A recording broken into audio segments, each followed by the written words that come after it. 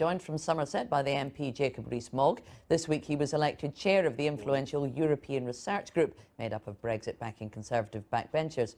And here in the studio we're joined by Lord Adonis. He's a Labour peer who resigned from his role as a government advisor last month over its Brexit strategy. Welcome to you both, gentlemen. Lord Adonis, you've made your opposition to Brexit very clear. You recently described it as a nationalist spasm that can be stopped. Do you think the EU withdrawal bill, when it comes to the Lords, is the opportunity to stop Brexit? Well, I agree with Lord Lisvane, who in your clip just then said that this is the biggest decision the country will take since 1945. I absolutely do not think that the Lords can stop it. This is an issue for the people. This started with the people in a referendum, and my view is that the final say should go to the people. The critical issue over the coming months is going to be the relationship between the House of Lords and the House of Commons in seeing that the people have the final say. Now, there's a lot of detail work we need to do on the bill. When you say the people have the final say, you're talking about a second referendum?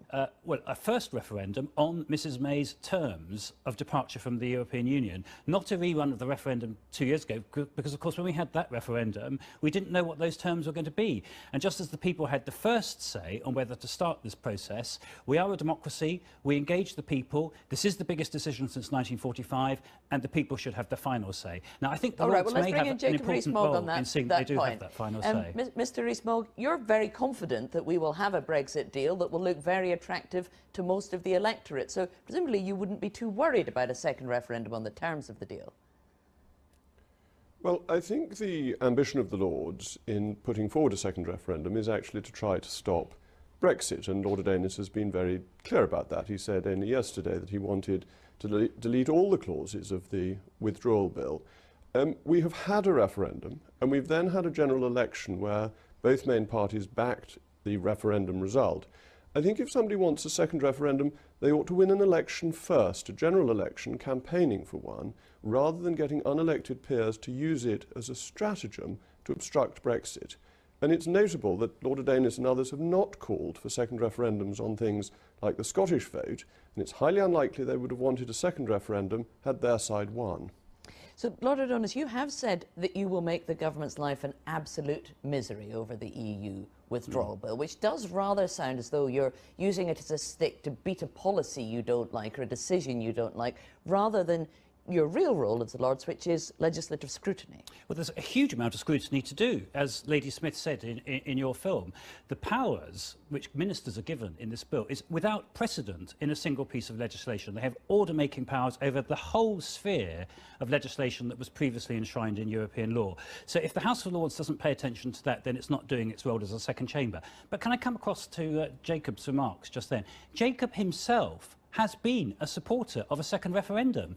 In the House of Commons in 2011, he himself set out the case for a referendum on the terms of departure from the European Union if the electorate voted first time round to set the process in train. So what Jacob is doing is straightforwardly contradictory to his own position. Why? No. Because he is an ideologue. He's an ideologue who will stop at nothing to get us out of the EU.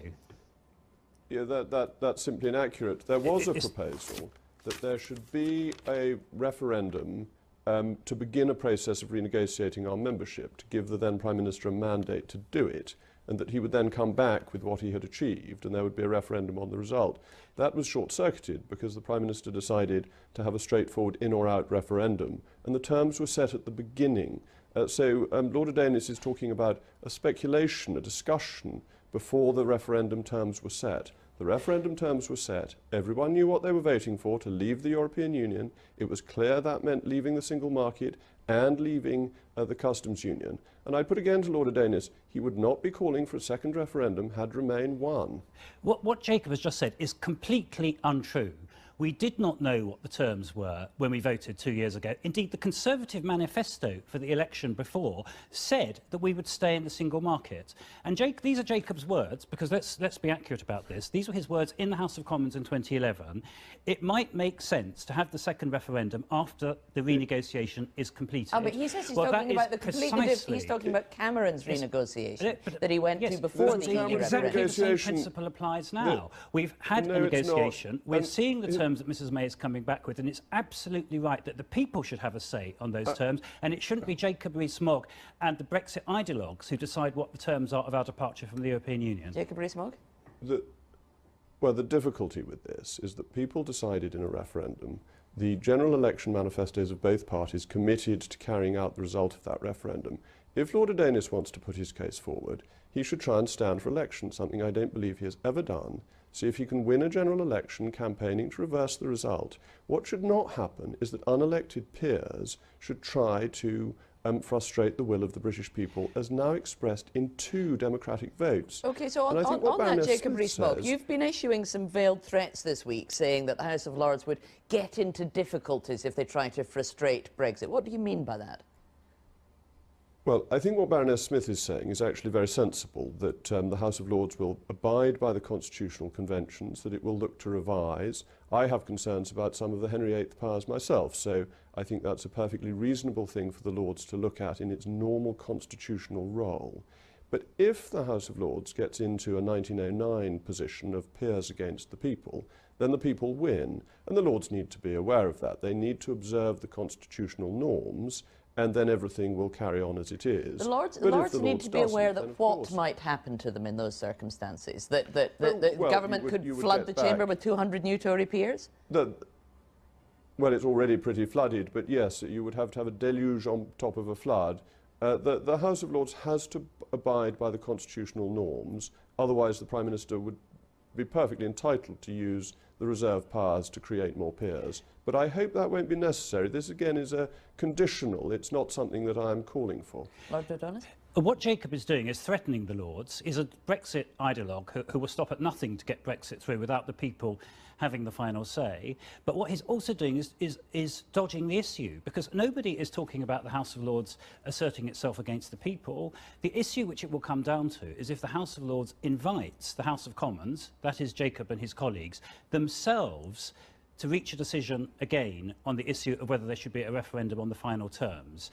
That is not anti-democratic. That is the proper expression of democracy and the role of the House of Lords. As I say, that is something which Jacob himself has supported in the past. It's no longer convenient for him to recognise that fact, but I'm afraid people's past does catch up with them. His ally Nigel Farage has now come to support a referendum on Mrs May's Brexit deal because he realised it's inevitable. My own view is that in the coming months, as people realise the gravity of this decision and the fact that Parliament itself is not in a great place to take it because there has been a referendum, I think the case for a referendum on Mrs May's terms will be unstoppable, and the House of Lords will play an important democratic role in inviting the House of Commons to reach a decision on that. Jacob Rees-Mogg, it would be ironic, wouldn't it, if the British Constitution, working its way through as it does, the House of Lords making revisions, sending them back to the Commons, for you to argue against that when what you wanted was us to take back control of our own government? I'm all in favour of taking back control and decisions being made in the House of Commons with the Lords acting as a revising chamber. But you have to understand the motives of people who want this second referendum. They are trying to obstruct Brexit. Lord Adonis compared the decision to leave as big a mistake as appeasement in the 1930s. There is deep-seated, almost hysterical opposition to the Brexit decision by the Remainers, and they are using this as a stratagem to frustrate Brexit. But what they should do is not use the unelected Lords, but they should campaign in a general election if they've got the courage to do it, which the Labour Party notably didn't in 2017, to call for a second referendum and a reversal of the result. But they don't have the courage to do that because they know the British people aren't with them. OK, let me ask you one slightly different thing, Jacob Rees-Mogg, before we finish. Are you excited that the Bayeux Tapestry is coming to Britain? You don't think this is maybe a bit cheeky of the French to be sending to us something that celebrates a Norman victory over the English? Well, I think it's absolutely great. I think it's a splendid gesture, and I'm sure many people will want to go to visit it. And we could send them in return a fragment of the Union Jack from Nelson's ship at Trafalgar, which was sold last week, as a reminder that, by and large, we win the battles. Any idea what we could send them in return for the Bayeux Tapestry? Well, some people have suggested we should send Jacob in return, but the problem is the Bayeux Tapestry is much more recent in its views than Jacob for the most part.